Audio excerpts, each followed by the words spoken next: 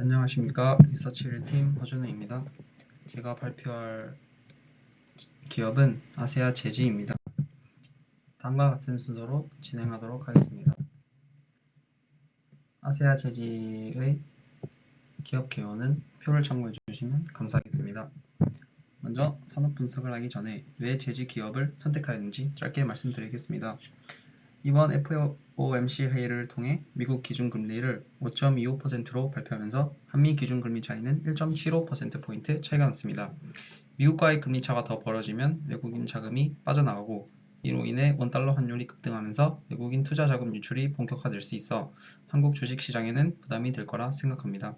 물론 지금 시장은 향후 더 이상 금리를 인상하지 않고 동결할 거라는 의견이 다수이지만 금리 인하의 시기는 모르기 때문에 적어도 올해까지는 시장이 혼조세를 보일 것이라고 생각합니다.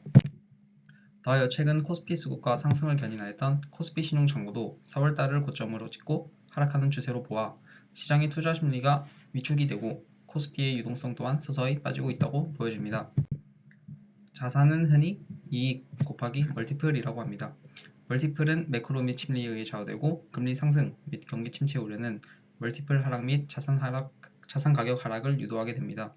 하지만 구조적으로 단단한 기업들, 수요가 꾸준히 있는 기업들, 가격을 올려도 살 수밖에 없는 필수재 같은 제품과 서비스를 제공하는 기업들은 멀티플이 하락할지라도 꾸준하게 이익을 내고 성장할 수 있습니다. 이러한 기업들은 꾸준히 이익을 내고 성장하면서 자본을 쌓을 수 있습니다. 더불어 멀티플은 시간이 지나면서 매크로 상황에 맞게 시장이 다시 매겨줄 거라고 생각합니다. 결국 멀티플이 다시 상승하는 사이클이 왔을 때 자산은 이전과 같지 않고 그에 따라 회사의 주가는 그동안 성장한 이익의 멀티플의 배수로 상승할 수 있을 거라 생각했습니다. 산업 분석입니다.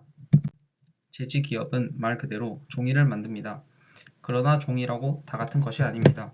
쓰임새에 따라 재질이 다르고 들어가는 원료와 과정도 다르기 때문에 제지 기업을 이해하려면 우선 종이를 이해해야 합니다. 종이는 식물 섬유나 기타 섬유를 고착해 만든 것으로 펄프 또는 폐지를 원료로 제조합니다. 펄프는 목재, 짚, 대나무 등의 섬유에서 얻은 집합체입니다. 파이 차트에서 볼 수 있듯 펄프는 국내 생산량이 적어 미국과 캐나다를 비롯해 브라질 등 남미, 인도네시아 등 동남아시아의 열대우림 국가에서 대부분 수입에 충당하고 있으며 국제 펄프 시장에서 가격이 결정됩니다. 주로 인쇄 용지의 원재료로 사용됩니다. 폐지는 신문과 상자 등의 폐지를 재활용한 것으로 주로 골판지 제조에 사용합니다. 종이는 종이와 판지로 나눌 수 있습니다. 판지는 펄프 또는 폐지 등을 배합해 여러 층으로 겹뜨기 한 두꺼운 종이를 말합니다. 종이와 판지의 종류는 다음 표를 참고해 주시면 되겠습니다. 이와 같이 종이 쓰임새가 제각각이라 생산량 비교를 통해 어떤 종류가 많이 쓰이고 어떤 종이에 주목해야 하는지 알아보겠습니다. 위 차트는 2018년부터 2021년까지의 종이별 연간 생산 비중의 변화를 나타낸 것입니다. 골판지 원지와 인쇄 용지가 전체의 54%와 24%로 가장 많이 생산되고 나머지는 적게 생산되는 추세라는 것을 확인할 수 있습니다. 골판지 원지의 수요가 늘어나는 반면 다른 종이들은 수요가 꺾이는 모습을 보여줍니다. 연간 생산량이 꾸준히 증가하는 것은 골판지 원지는 택배 상자 등에 쓰이는 원재료입니다. 온라인 쇼핑이 일상화되면서 택배가 필수가 되었고 이러한 소비 문화가 골판지 원지의 수요를 촉발했다는 것을 알 수 있습니다. 따라서 제지 섹터에서 투자할 만한 부분은 생산량 증가세가 나타난 골판지라고 생각합니다. 지금까지의 내용을 요약하면 종이는 펄프 또는 폐지를 원재료로 한다는 사실과 펄프는 주로 인쇄용지 등의 원재료로 폐지는 주로 골판지 제조에 사용한다는 사실을 알 수 있었습니다. 또한 꾸준히 증가하고 있는 택배 상자 등에 쓰이는 원재료인 골판지 원지에 주목해야 한다고 했습니다. 다음으로 제지 산업에 있어 원재료, 펄프가 수익성에 미치는 영향에 대해 알아보겠습니다.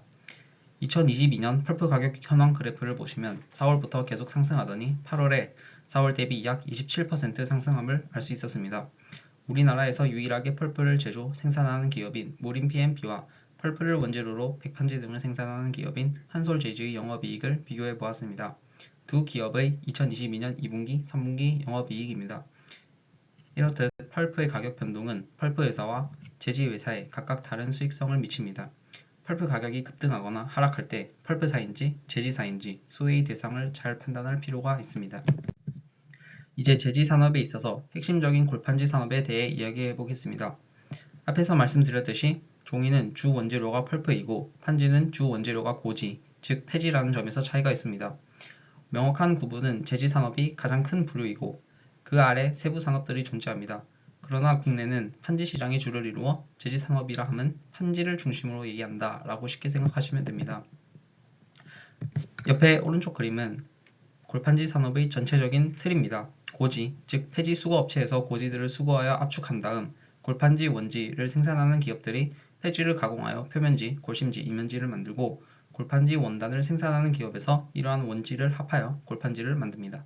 이후 골판지 상자를 제조하는 업체에서 골판지 상자를 만드는 과정을 거쳐 최종 소비자에게 도착하는 유통구조를 가지고 있습니다. 골판지 원지는 총 3가지로 표면지, 골심지, 이면지로 이루어져 있습니다. 보통 한 기업에서 이 3가지를 모두 생산하고 있지는 않습니다. 뒤에 말씀드리겠지만 제지 기업들이 수직 계열화를 통해 생산하고 있는 구조입니다. 표면지는 폐지의 펄프가 약 30% 정도 섞여서 폐지로만 만들어지는 골심지, 이면지보다 약 1.5배에서 2배 정도 더 비싸다는 특징이 있습니다. 참고로 표면에 펄프를 사용하는 이유는 강도를 향상하고 잉크의 흡수를 제어하고 인쇄가 더 선명하고 정교하게 나타나도록 하는 이유가 있습니다. 다음은 원재료를 포함한 더 자세한 골판지 산업 밸류 체인입니다. 골판지는 고지, 원지, 원단, 골판지 상자로 이루어지는 밸류 체인을 가지고 있습니다.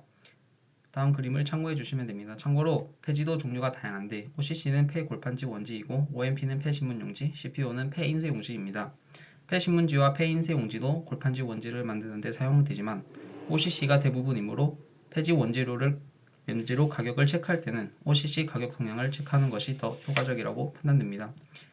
뒤에 보시겠지만 특히 폐지 가격 급락에 따른 수혜는 골판지 공급 사슬의 중간에 있는 골판지 원지 제조사에 집중됩니다. 원가는 감소했는데 골판지 수요가 증가하면서 골판지 원지 가격이 견조하게 유지되어 이익이 크게 증가하기 때문입니다. 지금까지 원재료에 대한 얘기를 계속했는데 그만큼 골판지 산업에 있어서 원재료는 아주 중요한 요소입니다. 물론 다른 산업에서도 원재료는 기업의 이익에 영향을 미치는 중요한 요소가 되지만 특히 골판지 산업은 폐지와 골판지 원지의 스프레드 이익으로 수익을 내는 구조라고 봐도 됩니다. 그렇다면 폐지 가격이 실제로 골판지 제조사의 수익에 어떤 영향을 미쳤는지 알아보도록 하겠습니다. 2018년 폐지 가격이 급락하면서 골판지 제조사는 호황을 맞이했습니다. 그 배경에는 중국 정부가 2016년 1월 쓰레기 수입 제한 일정을 발표하고 2017년 7월 외국 쓰레기 반입을 전면 금지하면서 한국 폐지 가격이 급락하였습니다. 이에 폐지를 원재료로 골판지 원지를 제조, 판매하는 회사의 수익은 급증했습니다. 그림에 보시는 바와 같이 조사한 사례들을 참고해 주시면 되겠습니다. 이렇듯 골판지 제조사들은 특히 원재료인 폐지 가격에 따라 수익성이 예민하게 반응한다는 사실을 알 수 있었습니다. 다음은 수직 계열화입니다. 현재 골판지 업계는 아세아, 신대양, 태림, 삼보, 한국수출포장 5개의 제지회사가 과점하고 있는 시장입니다. 수익성이 좋은 산업은 시간이 흘러가면서 과점화가 진행되고 매력적인 산업이기 때문에 신규 진입자가 생겨나게 되고 경쟁이 심해집니다. 경쟁이 심해지다 보면 단가 경쟁을 하게 되고 단가 경쟁을 하기 위해서는 규모의 경제를 일으켜야 합니다. 규모의 경제가 구현이 되고 경쟁에서 살아남은 업체들이 시장을 과점하게 되면서 M&A를 통해 과점 상황을 더 굳건하게 합니다. 골판지 산업에서도 이와 같은 과정을 지나왔습니다. 특징적인 부분은 M&A의 방향성이 수직 계열화에 있다는 점입니다. 원지가 산업에서 가장 기본이 되기 때문에 원지사를 중심으로 M&A가 진행됐으며 원지사가 판지사와 포장사를 인수하면서 수직 계열화를 이루어냈습니다. 그 결과 현재 5대 계열사가 형성이 되었고 이 수직 계열화된 5개의 업체가 점유율을 꾸준히 상승시키고 있고 그 결과 원가 부담이 낮아졌으며 안정적인 이익을 유지할 수 있는 구조로 변화하였습니다. 또한 현재 수직 계열화된 5개사가 시장 점유율의 70%를 차지하고 있습니다. 다음으로 기업 분석입니다. 아세아 제지의 지배 구조도입니다. 아세아 제지는 폐지 수거 및 가공부터 골판지 원지를 생산하여 자회사들의 판지와 골판지 상자까지 생산하는 수직 계열화를 이루고 있습니다. 다음으로 사업 부문입니다. 종속 회사들과 합친 것으로 제지 부분과 골판지 부분만 봐주시면 될 것 같습니다. 주목할 점은 제지 부분에서의 내부 매출액이 높다는 점입니다. 즉 아세아 제지에서 생산한 골판지 원지 중 많은 비중이 제일산업이나 유진판지 등의 내부 회사로 넘어간다는 이야기입니다. 이 산업의 특성을 잘 보여주는 것 같습니다. 계속해서 수직 계열화를 통한 내부 거래를 통해 어떠한 이점을 가지고 있는지 알아보겠습니다. 원재료가 매출 원가의 60%를 차지하는 등 원재료비가 수익성에 많은 영향을 미칩니다. 앞의 슬라이드에서 내부 거래를 통해 원재료 가격 변동의 영향을 감소시킬 수 있다고 했습니다. 또한 원재료 가격이 상승 구간에서 원가를 판가에 전가시켜 원가 변동을 어느 정도 상쇄시킬 수 있습니다. 그리하여 최종 수요처인 대기업을 대상으로 가격 협상력이 생기게 됩니다. 더하여 2020년 대양 제지 화재로 인해 공급 쇼티지가 일어나는 상황에서 골판지 원단과 상자를 제조하는 영세 업체들은 원지를 구하기 어려워지는 반면 아세아 제지는 수직 계열화를 통한 내부 거래로 인해 원지를 상대적으로 쉽게 구해 가격 경쟁력이 높아졌습니다. 이는 영세 업체들이 가격 경쟁에서 심하게 밀리는 구조를 만들어 수직 계열화가 잘 된 기업들만 시장에 남아있게 될 것입니다. 다음은 재무 현황입니다. 최근 매출액과 영업이익이 꾸준히 증가하고 있습니다. 부채비율 또한 계속 하락하고 있고 현재는 28.68%로 하락 사이클에서 버텨낼 수 있는 꽤 낮은 수준에 머물러 있습니다. 다음은 현금 흐름입니다. 영업 현금 흐름은 플러스이고 투자 재무 현금은 마이너스로 형성되어 있습니다. 이번에 투자 현금 마이너스 폭이 커진 것은 아세아 제지가 이번에 공장을 신설하는 데 들어가는 투자 비용 때문인 것 같습니다. 현금 흐름도 전형적으로 좋은 모습을 보이고 있습니다. 판관비는 매출액 대비 감소하였다가 다시 증가하는 모습을 보입니다. 아무래도 대규모 장치 산업이다 보니 전력비와 감가상각비가 매년 많이 듭니다. 더하여 운반비 또한 160억 원대로 이익에 영향을 줄 수 있어 보입니다. 다음은 공장 가동률입니다. 제지 부문 가동률은 92%고 골판지 부분 가동률은 91%로 거의 풀캐파로 돌아가고 있음을 알 수 있습니다. 다음은 재고자산 현황입니다. 전기 말보다 재고자산이 늘어났고 특히 제품 쪽에서 많이 늘어난 것을 확인할 수 있습니다. 이것은 개인적인 생각이지만 골판지라는 게 장소만 있으면 의류나 음식료보다 보관기간을 더 가져갈 수 있습니다. 그렇게 원재나 판지 등을 재고로 쌓아두고 있다가 산업 환경이 좋아질 때 순간적으로 방출하는 것으로 볼 수도 있을 것 같습니다. 더하여 아세아 제지는 충북 청주에 1951억 원을 투자해 공장을 증설한다고 공시하였습니다. 이는 풀캐파로 돌리고 있고 재고가 쌓여가는 최근 흐름으로 볼 때 공급 과잉으로 인해 즉 가격에 영향을 주는 것 아니냐라고 생각할 수도 있지만 저는 향후 4년 뒤 공급될 물량이기에 그 전에 국내외 경기는 상승 국면으로 전환될 것이라고 생각해서 오히려 캐파 증설을 선제적으로 대응한 사례가 될 수 있다고 생각합니다. 다음은 리스크입니다. 아무래도 폐지 원지의 스프레드를 이용해 이익을 챙기는 구조이니만큼 원재료인 폐지와 펄프의 가격이 상승하면 그만큼 이익이 떨어지기 때문에 리스크로 선정하였습니다. 또한 폐지는 거의 국내에서 수급하지만 펄프의 경우 수입해서 사용하기 때문에 환율이 상승하면 더 비싸게 사와야 되고 해운비도 더 많이 들어 이익에 좋지 않습니다. 22년 후반부터 폐지와 펄프 두 부분에서 하락세가 보이기 때문에 향후 상승할 가능성보다는 하락할 가능성이 더 많은 것 같습니다. 하지만 만약 중국이 다시 폐지 수입을 허용하는 정책을 펴면 폐지 가격이 상승할 것이라는 리스크가 있습니다. 다음은 경쟁사의 캐파 증설과 공급 과잉입니다. 골판지 원지는 약 90%가 내수 소비로서 국내 시장의 수요가 공급을 따라가 주어야 하는 상황입니다. 만약 수요가 공급을 못 받쳐준다면 골판지 원지의 공급 과잉으로 현지의 가격이 하락할 거고 이렇게 되면 수직 계열화를 통한 가격 이전에도 한계가 있어 결국 전방 산업의 성장이 제일 중요하다고 생각합니다. 다음으로 주주 환원의 부족입니다. 연결 재무제표 기준 전년 대비 역대급 실적을 달성했음에도 배당 성향이 낮은 등 주주 환원에 대해서는 소극적입니다. 시장의 주목을 받지 못하는 부문이니만큼 주주 가치 제고를 통해 성장가는 다른 메리트가 필요한데 그것이 없다는 것이 리스크라고 생각합니다. 더하여 최근에 주주연대가 주주 가치 제고를 강력하게 융화하면서 변화를 기대하고 있습니다. 참고로 이번에 아세아 제지에서는 처음으로 50억 규모의 자사주 매입을 하였습니다. 이렇게 동사가 향후 주주 친화적인 정책을 펼쳐 액면 분할, 중간 배당 등 주주 연대의 요구를 수용하면 오히려 투자 포인트가 될 수 있을 거라고 생각합니다. 다음으로 투자 포인트입니다. 먼저 첫 번째 투자 포인트는 수직 계열화를 통한 내부 거래 증가 가능성입니다. 앞서 설명드렸듯이 골판지 산업에 있어서는 수직 계열화는 특히 더 중요합니다. 예를 들어 폐지 가격이 상승하면 원재의 판가를 인상하여 가격 이전이 용이하게 할 수 있습니다. 그러한 맥락에서 내부 거래를 통해 매출의 성장을 이끌 수 있고 수익성 또한 개선될 수 있습니다. 다른 수직 계열화를 이루는 업체들과 비교해보면 내부 거래 비율이 현저히 낮다는 것을 확인할 수 있습니다. 그만큼 추가 성장을 할 가능성이 있다고 생각합니다. 두 번째 투자 포인트는 배추 하차 거래에서의 팔레트 사용화입니다. 사실 이건 2021년 4월부터 나온 소식이지만 계속 연기되다가 이번 연도 4월부터 의무화가 되었습니다. 기존에 배추 상하차 거래 시 망으로 포장해서 하였지만 팔레트 하차 거래를 할 시에는 팔레트 위에 올려놓아야 하므로 골판지 상자도 함께 구매해야 해서 골판지 수요 증가가 기대됩니다. 다음으로 첫 번째 투자 포인트와 비슷한 맥락으로 전망산업, 특히 택배 부문에서의 성장에 주목했습니다. 현재 골판지 부분에 있어서 택배 비중은 약 5%로 상당히 낮게 형성되어 있습니다. 하지만 1인 가구가 꾸준히 증가함에 따라 국내 택배 물동량이 꾸준히 증가하고 있고 이커머스 시장도 폭발적으로 성장하면서 택배 부문이 향후 거대한 수요처로서 자리매김할 수 있지 않을까 생각합니다. 세 번째 투자 포인트는 현금성 자산이 1,800억 원이 있는데 이렇게 좋은 현금 흐름을 바탕으로 M&A를 통한 추가 성장이나 배당 확대를 기대할 수 있습니다. 최근 창립 이래로 50억 규모의 자사주 매입을 했는데 이는 엄청난 변화라고 생각합니다. 이렇게 주주 친화적으로 간다면 가치주로서 매력적인 대안이 될 거라고 생각합니다. 다음은 밸류에이션입니다. 먼저 전체적인 밸류에이션은 표를 참고해 주시면 되겠습니다. 먼저 2023년 매출액 추정입니다. 제품별 단가에다가 생산 개수를 곱하여 매출액을 산정하였습니다. 현재 동사는 풀캐파로 돌리고 있기 때문에 생산량은 최근 3년간 변화가 없다는 것을 확인했고 단가를 통해 매출액의 변화를 추정해 보았습니다. 원지는 내수와 수출로 이루어져 있습니다.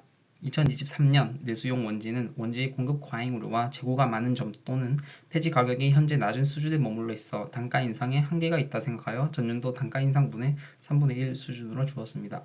수출 원지 또한 현재 매크로 상황이 여전히 좋지 않기 때문에 내수와 같은 단가 상승분을 반영하였습니다. 원단 상자는 올해 4월부터 배추 상하차를 실시하여 골판지 상자의 수요가 증가할 수 있고 현재 원지 재고 증가로 인해 원지 판지 스프레드 증가로 인해 단가 인상이 용이할 것 같아 6% 상승을 반영하였습니다.